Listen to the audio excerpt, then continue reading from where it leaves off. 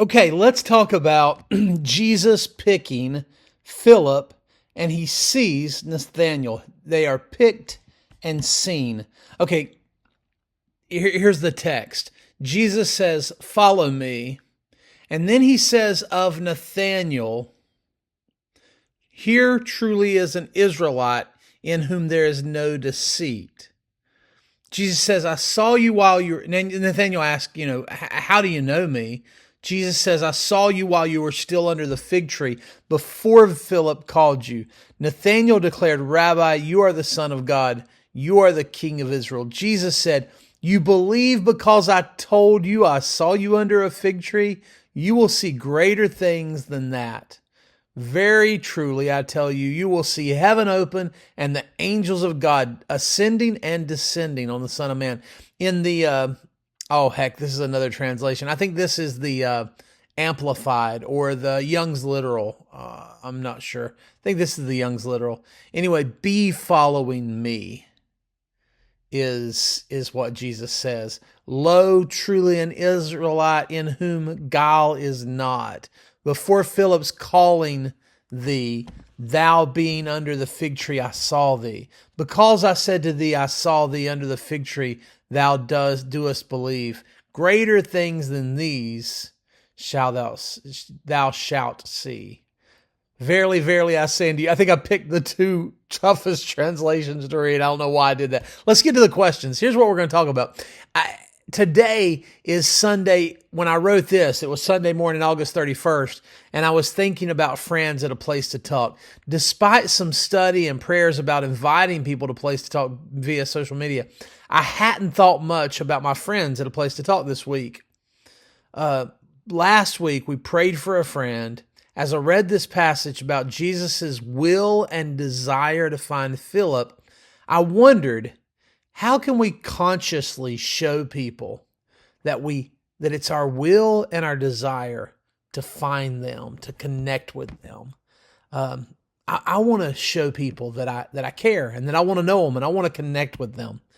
How can we do a better job of that? Jesus says to Philip, "Be following me." That makes me imagine that Jesus had the confidence to believe that following him was good for Philip. Do you think Jesus had that confidence because he was special, because he was God? Or is that the kind of character the kind of character and confidence that you and I should have too? Should we be encouraging people to follow us because we know following us is best for their life, it's good for their life, because we're going to be intent on being on the right track? Be following me. What kind of confidence, or would that kind of confidence for you and I be arrogant and wrong, or would it be healthy if we were truly following Jesus? If you and I are truly following Jesus, then we ought to encourage people to follow us. Follow me with that confidence. But maybe there's something to being humble about that as well. What does "be following me" look like today? How would Jesus say this if he were standing in my shoes? What does it look like to invite someone to follow Jesus, or to follow not just Jesus, but to join a community of people that are attempting to follow Jesus together? What does it mean?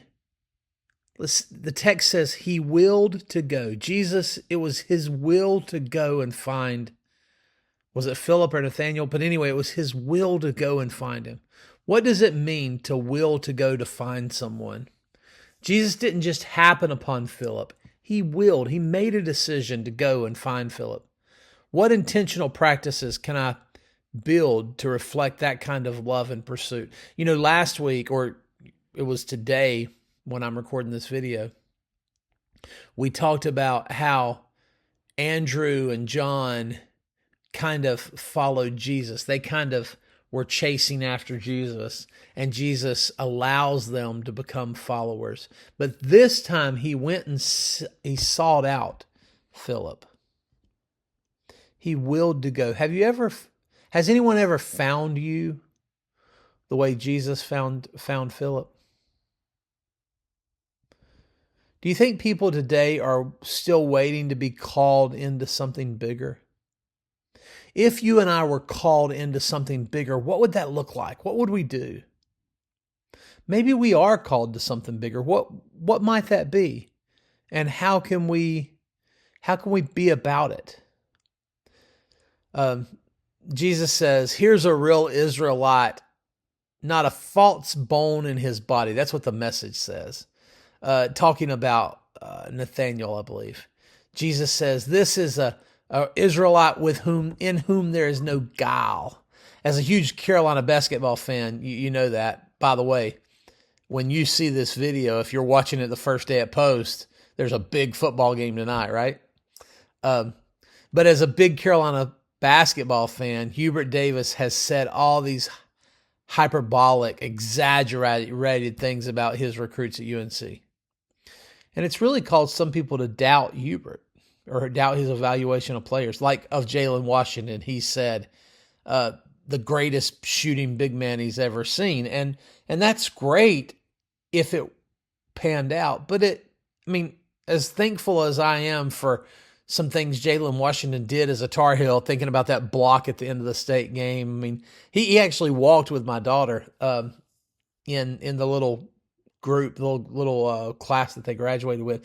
But anyway, as I think about Jalen Washington and how Hubert kind of just blew him up to be bigger than life, I wonder if that's what's going on with Jesus here. Is Jesus saying exaggerated, hyperbolic things about Nathanael, or was Nathanael really that true and honest of a person that Jesus was talking about?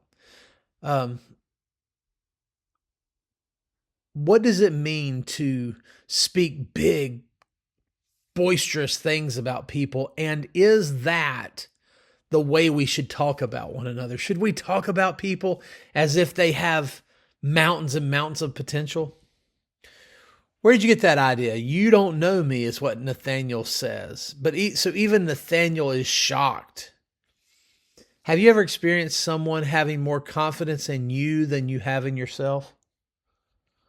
How does that make you feel? What does it do? Does it kind of light your hair on fire, give you the passion and the energy that you need? Or is it humbling? Does it hold you back? Okay, so those are the questions we will ask. That'll be, at least part of the questions we'll ask. I ask you to tell me some more questions. We didn't really talk about this last line. Jesus says, I say to you, henceforth ye shall see heaven open and the messengers of God going up and coming down on the Son of Man. So Jesus is telling Nathanael that you're going to see so much more. Let's talk about that passage too. But I'd love for you to interact here, like and subscribe, ask some questions. Let's see where we're going to go with this conversation this coming Sunday. Would love to have you. A Place to Talk this Sunday, 10:30 a.m. See you there.